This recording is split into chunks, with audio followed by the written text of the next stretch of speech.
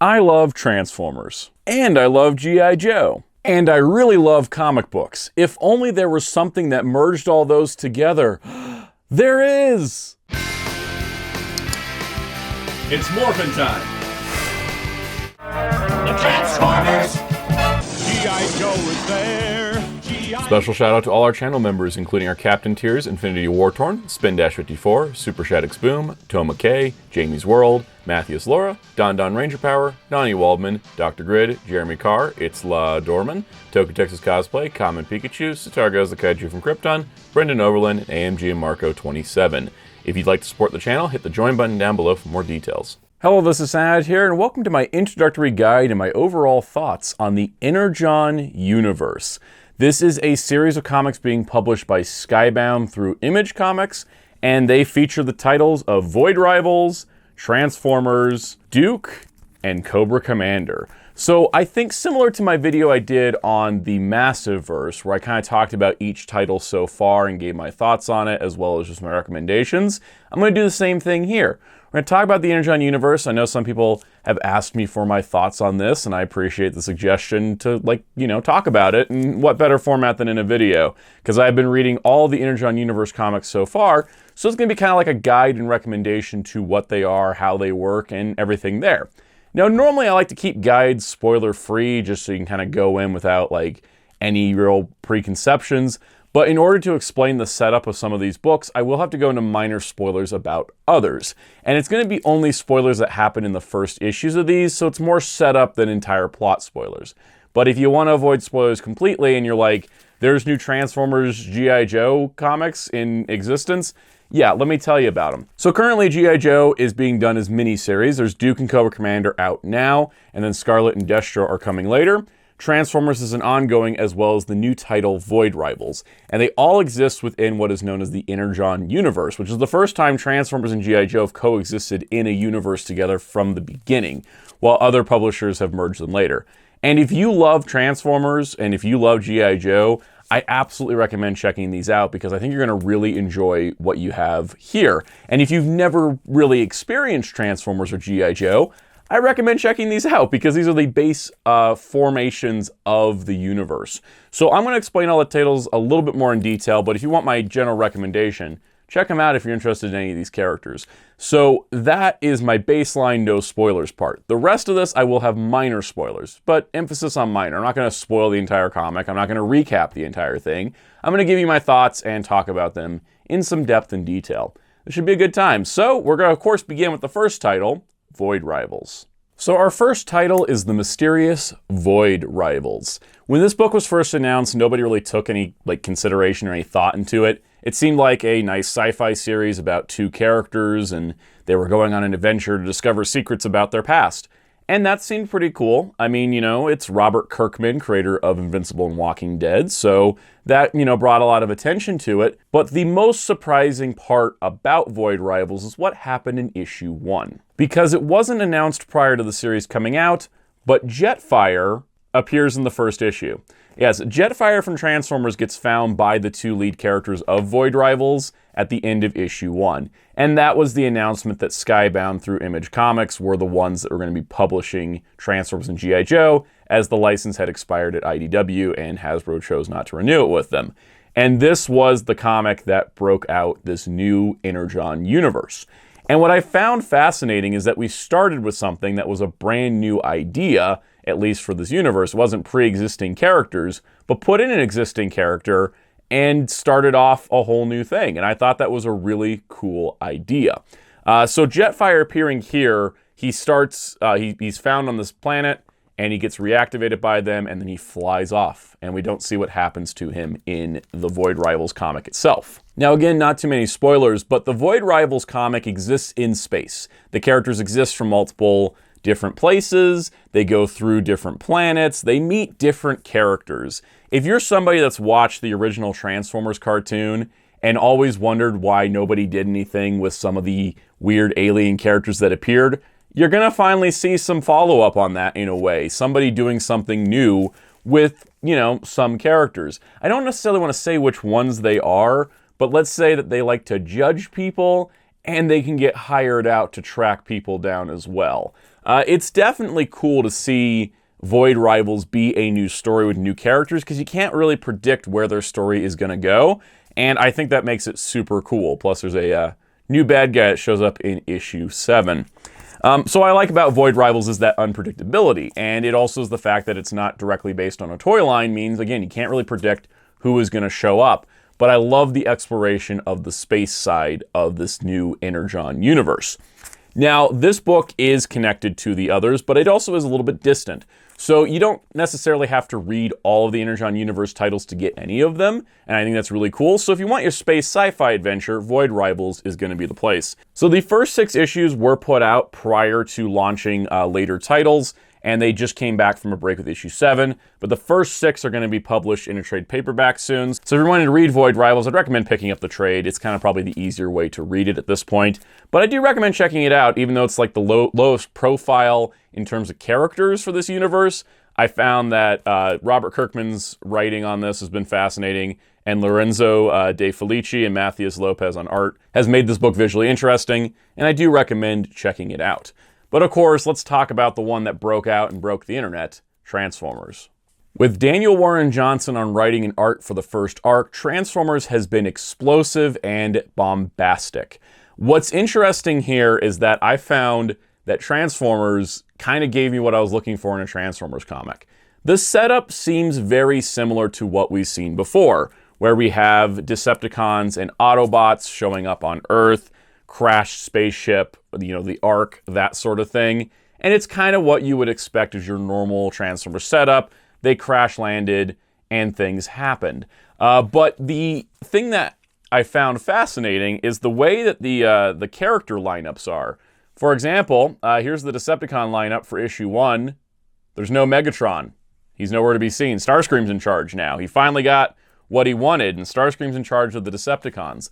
Optimus, of course, is in charge of the Autobots. And the reason they get reawakened is because Jetfire, who had flown off at the beginning of Void Rivals, lands on Earth and reactivates the Transformers on the Ark. The thing that I find really fascinating about this book is how it takes the normal setup but then turns it on its head.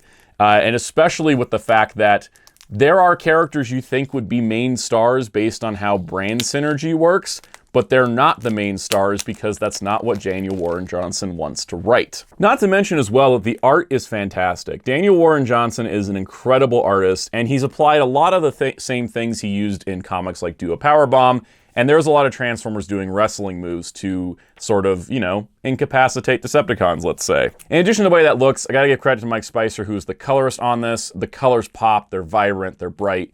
The book looks amazing. But then the writing is also pretty solid. You have a very compassionate Optimus Prime who is trying to come with grips with how fragile the Earth is and trying to learn how to control his own power. Meanwhile, you have Starscream who figured out that humans go splat easily. There is such a dichotomy between the Autobots and the Decepticons here, particularly with Starscream in charge. He does not care about anything. He just cares about his power and pushing forward. And that leads to some very interesting situations. The book does get a little violent in this sense because you do have sort of the contrast of giant metal robots from a metal planet landing on a planet that has plants, animals, and people. And the people are also a key part of this. I think the human story is intertwining with the robot story very well and very naturally. But this attack that Starscream does in issue 2, he attacks a military base for their energy resources, and he ends up killing several people there. This will be a catalyst for a story in the future. Now, so far, Transformers has had 6 issues out. Its trade paperback is coming soon. And if you haven't checked it out yet, if you don't want to collect single issues, get the trades. I think it's a good read. You don't have to read Void Rivals. I kind of gave you the setup with the Jetfire thing. So you don't have to read Void Rivals to read Transformers, but some of the things do connect in it. And the stuff that they start introducing, as you can see, Megatron's fusion cannon here, is going to kind of take the idea that, you think you know how this is going to go based on the first issue setup, but it does not. It takes you on twists and turns, and that's what I like to see. It's something that a lot of licensed books can fall into this trap of oh, we're recapturing the 80s magic of the original cartoon, and then kind of fail to do anything new. And that's the problem I have with Dynamite's Thundercats comic at the moment. With this, it feels fresh, it feels new, while feeling a little bit familiar, and I think that's a smart way to do things. But let's talk about something that doesn't feel as familiar, but is definitely exciting. Duke. So there is no G.I. Joe series in the Energon universe right now. Skybound is publishing G.I. Joe, A Real American Hero, starting with issue 301, and this is Larry Hama continuing his legendary G.I. Joe run that started in 1982. By the way, also an incredibly good comic, and 301 is a good pickup point because they are, starting a new arc. I would recommend reading this if you like G.I. Joe Classified series and you want to know more about G.I. Joe in the broad spectrum, and you're okay with just being thrown into a story. It's always a good time. Larry Hama never knows what happens in the next issue because he writes issue by issue, and that's kept it going this long, and it's been such an enjoyable run. And especially with Chris Mooneyham on art, with Francesco Segala's colors, highly recommend this, but it's not connected to the Energon universe, so you don't need to read it if you're trying to do just Energon universe stuff. So the way G.I. Joe is being introduced in the Energon universe is through miniseries. So the first miniseries is Duke, focusing, of course, on Mr. Conrad Hauser himself, Duke, commonly seen as the G.I. Joe field commander in most media. However, this series, which is going to be a 5-issue miniseries, 3 issues are out currently, and there will be a trade paperback later, takes a lot of twists and turns. Because as I mentioned, Starscream attacked a military base. That base had Duke on it. He saw Starscream, and he saw Starscream kill his friend. And that leads to a lot of government cover-up and conspiracy, as they don't want the public to know that giant robots are on Earth. Which then leads Duke to be a fugitive as he tries to uncover the truth behind what threat came to Earth in the form of the Transformers. And that is such a great setup for the character. And especially because they're slow burning the G.I. Joe cast into here. There are multiple G.I. Joe characters that show up. You can see Baroness here on the 3rd issue cover. And you get to get introduced to them more one at a time, which I think allows for a lot of depth. If you've never read a G.I. Joe comic, if you've never watched the G.I. Joe cartoon, if you've never experienced a G.I. Joe story, Duke is a perfect place to start. You don't even need to read Transformers because they give you all the context you need within this comic. But if you read Transformers and you read this, you're like, oh, that's that, and this is that.